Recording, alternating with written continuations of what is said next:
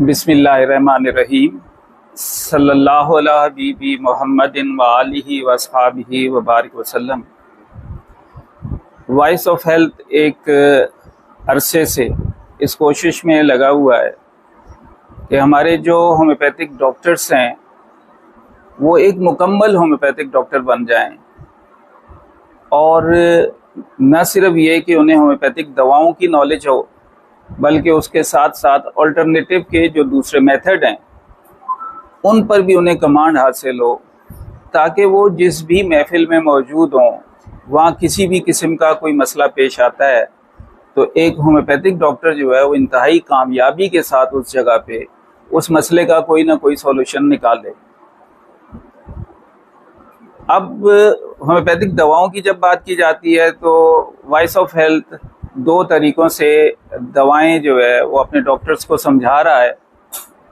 एक तो वही तरीका है जिससे हमारी बेशुमार किताबें जो हैं वो सैचुरेटेड हैं, और हर किताब में जो है सिम्टम बेस पर मेडिसिन जो है वो मौजूद है, जिसको हम कहते हैं कि हम सिम्टोलॉजी बेस पर दवा देते हैं। लेकिन वॉइस ऑफ हेल्थ ये कोशिश कर रहा है कि सिम्टोलॉजी के साथ ही साथ पैथोलॉजिकल बेस पर भी आपको दवाएं बताई जाएं, ताकि आज का पेशेंट जब डॉक्टर के पास आता है तो वो काफ़ी मालूमात पहले से ले चुका होता है, और वो इतने डॉक्टर्स का चक्कर लगा चुका होता है कि वो एक हद तक कंपाउंडर तो बन चुका होता है। अब उसके सामने अगर आप पैथोलॉजिकल एंगल पर खामोश रहें या पैथोलॉजिकल एंगल्स आपको ना आते हों तो यकीनन जो है वो शर्मिंदगी का एहसास होता है। तो वॉइस ऑफ हेल्थ ये कोशिश कर रहा है कि अब आपको दवाएं न सिर्फ सिम्टोलॉजी बेस पर बल्कि पैथोलॉजिकल बेस पर भी समझाई जाएं, ताकि एक होम्योपैथिक डॉक्टर हर जगह अपने आप को मनवा सके।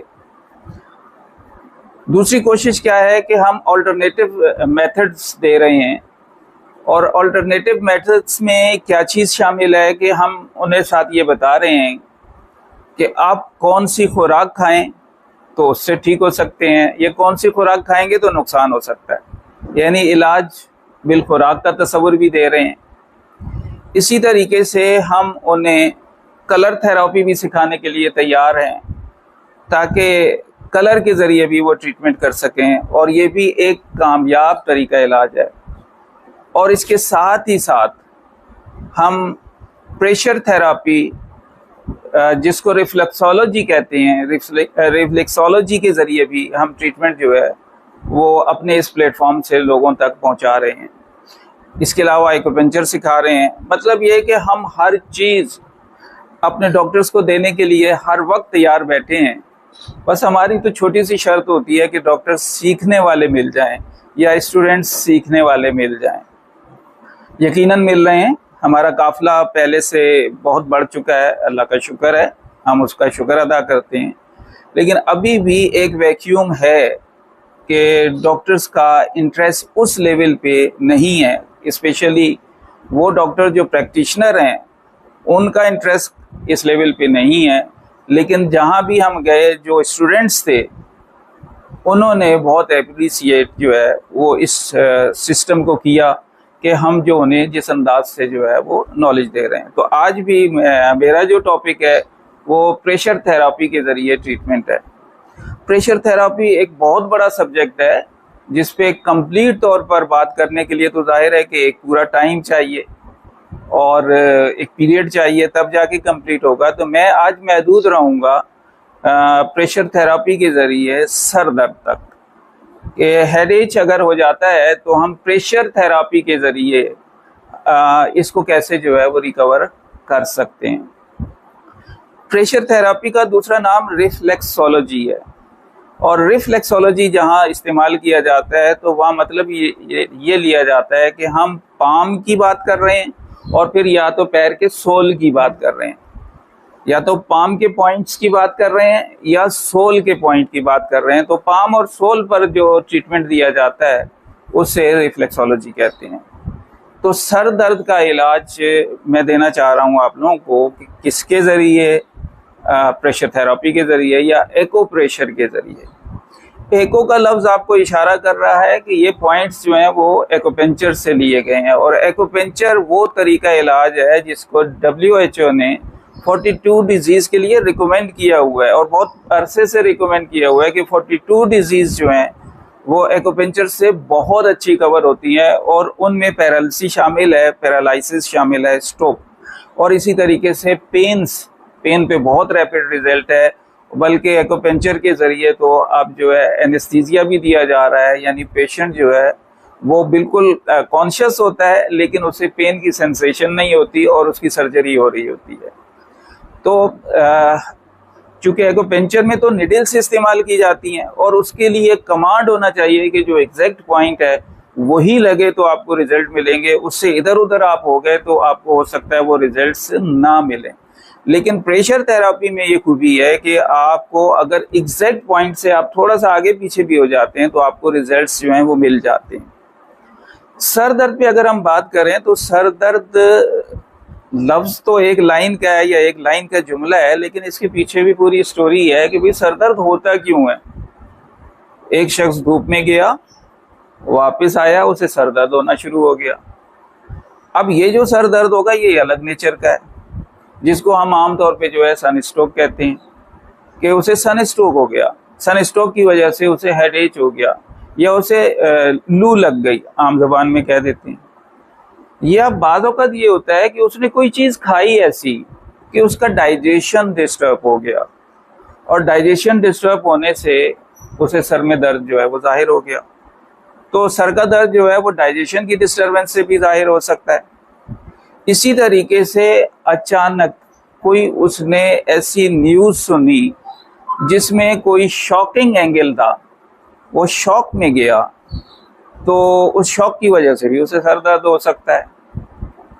या ये कि वो सारी रात जागता रहा है, पेशेंट जो है वो सारी रात जागता रहा है, कोई भी सबब था, और उसके जागने की वजह से अब उसे सर दर्द हो गया। तो सर दर्द के पीछे बेशुमार वजूहात हो सकती हैं, और उन जो उसके कॉजेज हैं अगर उनको सामने रखें तो होम्योपैथिक दवाएं बिल्कुल बदलती रहेंगी।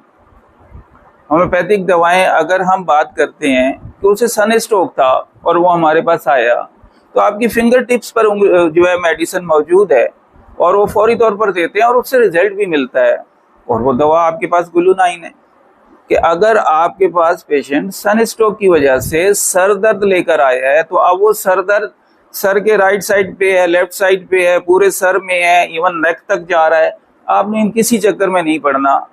सन स्ट्रोक का अगर कॉज आगे है तो आपने उठाकर ग्लूनाइन दे देनी है। ग्लूनाइन बेहतरीन रिजल्ट देती है, और ज्यादा से ज्यादा सेफ होना चाहते हैं तो ग्लूनाइन के साथ ब्रायोनिया भी दे दीजिए, आप बिल्कुल सेफ हो गए, पेशेंट आपका क्योर हो जाएगा, उस क्राइसिस से, उस टेंशन से, उस वक्त की उस कंडीशन से रिमूव हो जाएगा, आ जाएगा, रेस्ट फ्रेशनेस में जो है वो आ जाएगा। लेकिन अगर उसका डाइजेशन डिस्टर्ब है तो डाइजेशन डिस्टर्ब होने के पीछे फिर बहुत सारे कॉजेज हो सकते हैं। मसलन ये कि आज उसने खाया क्या है। अगर वो कोई पर्टिकुलर चीज सामने आ जाती है आपके पास तो फिर आपके लिए काम आसान हो जाता है, लेकिन अगर वो पर्टिकुलर चीज समझ में नहीं आती है तो फिर आपने ये देखना है कि हाँ डाइजेशन डिस्टर्ब है, और साथ जो है वो उसको विल्चिंग जो है वो बहुत ज़्यादा हो रही है, उसे बहुत ज़्यादा जो है डिकारें आना शुरू हो गई हैं। तो होम्योपैथिक में आप फिर एक दफ़ा आसानी के साथ जो है वो दवा चूज़ कर लेते हैं और कार्बोवेज उठा के दे देते हैं, और कार्बोवेज से उसके रिजल्ट आ जाते हैं। लेकिन अब हमने ये देखना है कि प्रेशर थेरापी में क्या हमें इन सारी चीज़ों पर गौर करना होगा। तो प्रेशर थेरापी की खूबसूरती यह है कि ये आपके बॉडी में रुकी हुई एनर्जी को दोबारा से चला देता है। प्रेशर थेरापी जो है वो रुकी हुई एनर्जी को दोबारा से मूव में ले आते हैं। एनर्जी कहीं पर भी किसी भी वजह से ब्लॉक हो गई तो उसकी ब्लॉकेज खोलनी है आपको और कुछ नहीं करना, एनर्जी की ब्लॉकेज को खोलना है। अब जब आपने एनर्जी की ब्लॉकेज को खोलना है तो फिर कॉज पर आप नहीं जाएंगे, आप सिंपल ये देखेंगे कि उसे हेडेक हो रहा है, सर में दर्द हो रहा है, तो आप सर दर्द के लिए प्रेशर थेरापी का जो पॉइंट है वो जैसे ही लगाएंगे तो पेशेंट उसी वक्त आपको कहेगा कि हाँ मुझे आराम मिलना शुरू हो गया। रैपिड आप प्रेशर थेरापी देना शुरू करेंगे तो उसके साथ ही साथ पेशेंट कहेगा हाँ मुझे आराम आना शुरू हो गया। और वो प्रेशर पॉइंट जो है वो आपके, ये अगर आप थंब को अपनी फिंगर के साथ जोड़ लें तो एक पॉइंट जो है वो थोड़ा सा हाइट लेता है। ये जो हाइट वाला पॉइंट है बस यही पॉइंट है। चाइनीज इसको हुकू पॉइंट कहते हैं, कॉमनली इसे एनाल्जेसिक पॉइंट कहते हैं। ये वाला पॉइंट की बात हो रही है जी। हाँ बिल्कुल, और समझ लीजिए ये पॉइंट है जहाँ मैंने मतलब अपनी फर्स्ट फिंगर को जो है वो टच किया है, ये पॉइंट है। आपने करना क्या है इस पॉइंट पर, सिंपली ये प्रेशर दे रहे हैं आप, प्रेशर दे रहे हैं और छोड़ रहे हैं और कुछ भी नहीं कर रहे। और ये प्रेशर देना और छोड़ना है तो आपको ऐसा लगेगा, जो इस वक्त जो है हेडेज में नहीं है लेकिन उनको भी ये फीलिंग आएगी कि समथिंग इज गोइंग डाउन, ऐसा लगेगा, रिलैक्स होंगे आप कि कोई चीज रिलैक्स कर रही है मुझे, मैं फ्रेशनेस की तरफ आ रहा हूँ। उसके पीछे एक दूसरा कॉज ये है कि ये पॉइंट ब्लड प्रेशर को भी नॉर्मल करता है। तो अगर किसी पेशेंट का ब्लड प्रेशर बढ़ा हुआ था और उसकी वजह से भी सर दर्द हो रहा था, तो आप हुकू जैसे ही देना शुरू करेंगे पेशेंट खुद कहेगा कि हाँ मुझे ऐसा लग रहा है कि कोई चीज डाउन हो रही है, मैं रिलैक्स हो रहा हूँ, मुझे अच्छा लग रहा है, मैं फ्रेश हो रहा हूँ। तो आप सिंपली अपने थंब से वहां पर जो है वो वाइब्रेशन प्रोड्यूस करेंगे। बेसिक वाइब्रेशन है, जिंदगी पूरी वाइब्रेशन है, वाइब्रेशन रुक गई तो जिंदगी रुक जाएगी। जिसकी एग्जाम्पल हार्ट है, हार्ट आपका मुसलसल वाइब्रेट कर रहा है और जिस दिन ये रुक गया बस कुछ ना कुछ हो जाएगा। तो अल्लाह करे कि कभी ना रुके। तो बात कर रहे थे हम कि वाइब्रेशन, आपने सिंपली यहाँ वाइब्रेशन देनी है। अच्छा, शदीद इमरजेंसी है तो आप थंब की जगह कोई भी ऐसी चीज जिसके आगे ऐसी टिप हो कि वो स्किन को ना डैमेज करे, यानी अंदर ना घुसे, थोड़ा सा टिप हो। मिसाल के तौर पे आपके पास बॉल पॉइंट मौजूद है, पेंसिल मौजूद है, जिसके आगे का जो वो ग्रेफाइट है वो आपने बहुत ज़्यादा शार्प नहीं किया हुआ, आप उससे जो है थोड़ी सी पंपिंग कीजिएगा, वैसे ही ठीक हो जाएगा। दो तीन दफ़ा से ही पेशेंट जो है वो कहेगा कि हाँ मुझे बहुत अच्छा लगना शुरू हो गया। तो प्रेशर पॉइंट का, सर दर्द का ये एक प्रेशर पॉइंट था। अब मैंने बात की थी कि हम आपको कलर थेरेपी भी देना चाहते हैं, बहुत कुछ और देना चाहते हैं और वक्त के साथ साथ देंगे भी। तो अगर आप पाम के ऊपर जो है ये जो लोकेशन है पाम की, ये वाली लोकेशन, यहाँ रेड कलर लगा दें, इस लोकेशन पर रेड कलर लगा दें और 5 मिनट के बाद पूछे पेशेंट से तो पेशेंट कहेगा सर दर्द में कमी वाकई हो गई है। सिंपल, आपने कुछ भी नहीं किया, रेड कलर लगाया है। नहीं, ये लोकेशन डॉट की नहीं है, थोड़ा सा ये पूरा एरिया है, चूंकि ये समझ लीजिए एक थंब के बराबर एरिया है ये, तो इसको आप स्पॉट नहीं करेंगे बल्कि पूरा ही रेड कलर जो है वो कर देंगे, तो पेशेंट जो है वो ठीक होना जो है वो शुरू हो जाएगा। और इसी तरीके से सोजोग थेरेपी है। सोजोग थेरेपी में क्या होता है कि वो कुछ सीड्स का इस्तेमाल करते हैं, घरेलू सीड्स हैं जो जिनको हम आम जुबान में दालें कहते हैं। तो वो दालों के जरिए जो है वो इलाज कर रहे होते हैं। और वो दालें क्या कर रही होती हैं, देखिए आपकी बॉडी पर जब भी कोई फॉरेन बॉडी लगाई जाएगी तो बॉडी उसका रिएक्शन जाहिर करती है। तो वो क्या करते हैं कि इस एरिया में, थंब के इस एरिया में जो है दाल किसी भी टेप के ऊपर लगाते हैं और चिपका देते हैं। ये सोजोग थेरेपी की बात कर रहा हूँ कि सोजोग थेरेपी में जो है आमतौर पे जो है माश की दाल का इस्तेमाल कर लिया जाता है। माश की दाल यहाँ चिपका दें और कुछ देर के बाद पेशेंट जो है वो रिलैक्स होना शुरू हो जाएगा।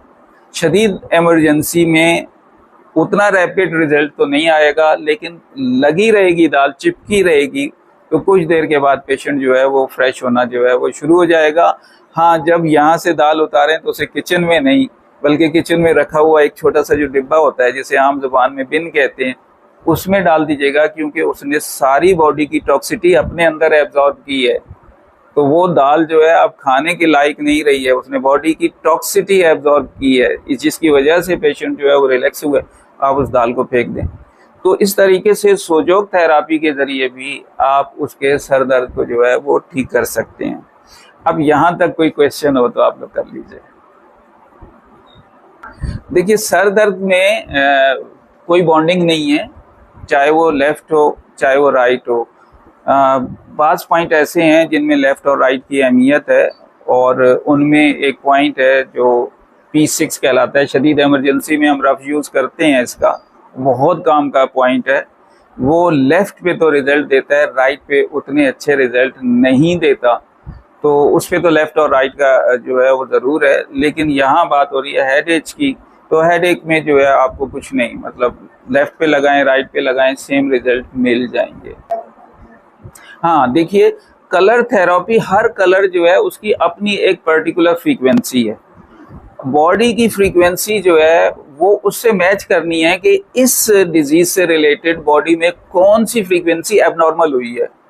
तो रेड कलर की जब फ्रीक्वेंसी एबनॉर्मल हुई है तो हमने अब वो रेड कलर दे दिया।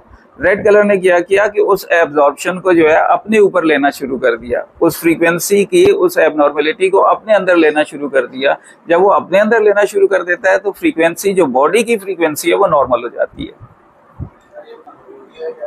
हाँ चलिए, बहुत देखिए, बहुत ही अच्छा क्वेश्चन है कि कलर लगने के बाद लाइट का होना ज़रूरी है या नहीं।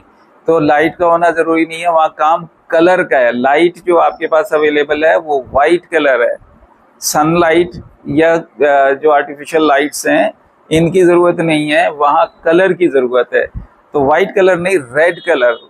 तो रेड कलर वहाँ काम कर रहा है, तो इसलिए उसकी लाइट का होना ज़रूरी नहीं है, वो रेड कलर खुद से काम करेगा। अच्छा सर, एक भी अच्छा क्वेश्चन है। अजीमिया सिलसिले में कलर थेरेपी जो है वो इस तरीके से दी जाती है। मैं आपको क्रोमोथेरेपी दे रहा था, वो इसका नाम कलर थेरेपी रखते हैं। और उसमें ये होता है कि कलर्स की बॉटल्स जो है वो ली जाती हैं, उनमें पानी भरने के बाद कुछ देर जो है वो सनलाइट में रखा जाता है। हाँ हाँ जी जी सर, वो इसी का जवाब दे रहा था, आपने जल्दी कर ली।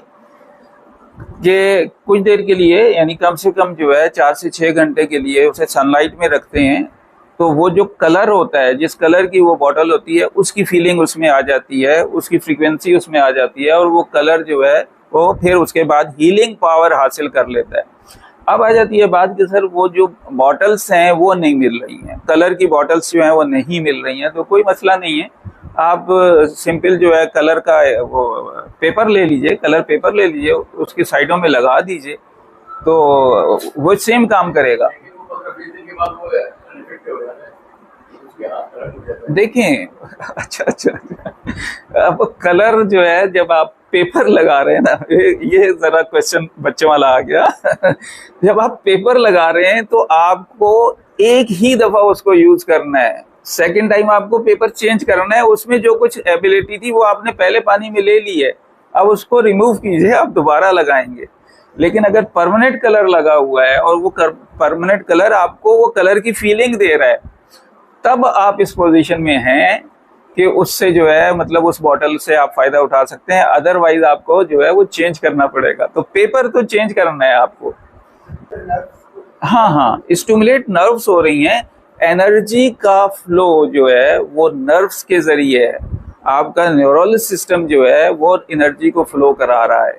तो एनर्जी फ्लो जो है नर्व्स पे है, तो मसल्स पे काम करने से स्टिमुलेशन होती है। इसका नाम स्टिमुलेशन रखते हैं। वाइब्रेशन जहाँ पैदा करेंगे ये स्टिमुलेशन है। और स्टिमुलेशन से क्या होगा कि वहाँ जो ब्लॉकेज है एनर्जी की, वो खुल जाएगी। आपने इतना काम किया खाली कि इस जगह एनर्जी की ब्लॉकेज, बिल्कुल ऐसे ही है। आपने जो, आपको लोकेशन जो दी जा रही है ना प्रेशर पॉइंट की, आपने वही यूज करना है। आपको ये लोकेशन दी, आपने कहा नहीं मैं तो यहाँ दबाऊंगा, मुझे यहाँ अच्छा लग रहा है। नहीं, मैं समझाने की बात कर रहा हूँ, मैं आपकी तरफ पर्टिकुलर नहीं कह रहा। मिसाल के तौर पे ये पॉइंट मैंने आपको बताया जिसको हुकू कहते हैं, एनाल्जेसिक पॉइंट है।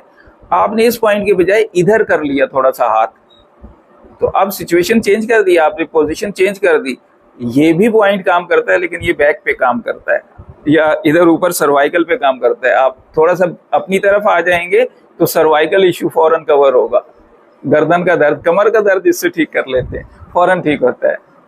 तो एग्जैक्ट पॉइंट जो है उसकी अहमियत है। इतनी थेरापीज है ना, जो जिन थेरापीज का मैंने नाम लिया या नाम नहीं ले सका, मिसाल के तौर पे हिजामा का नाम नहीं ले सका, तो हिजामा, हर थेरेपी पे बुक्स अवेलेबल है, ऐसा नहीं है कि बुक्स नहीं है, बुक्स मौजूद है। जी सर, कोई और क्वेश्चन? यहाँ से कोई क्वेश्चन नहीं आया। नहीं, देखिए जो लोकेशन आप यूज कर रही हैं, ये लोकेशन जो है, हाँ, सर दर्द के लिए यूज हो रही है। तो लोकेशन की अहमियत है, यानी पॉइंट्स की पोजीशन की अहमियत है। पोजीशन चेंज होने से रिजल्ट्स चेंज हो जाते हैं। जी, टाइमिंग की बात कर रहे हैं। देखिए प्रेशर पॉइंट जो है वो 2 मिनट से 3 मिनट, एक सेशन जो है 2 से 3 मिनट का होता है।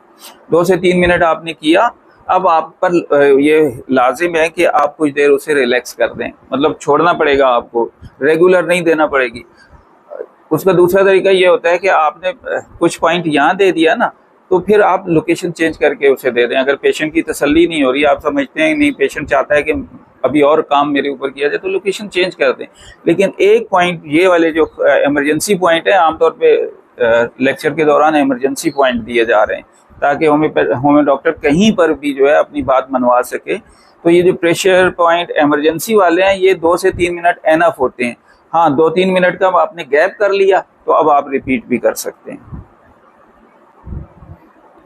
कोई और क्वेश्चन जी? कंप्लीट आपको?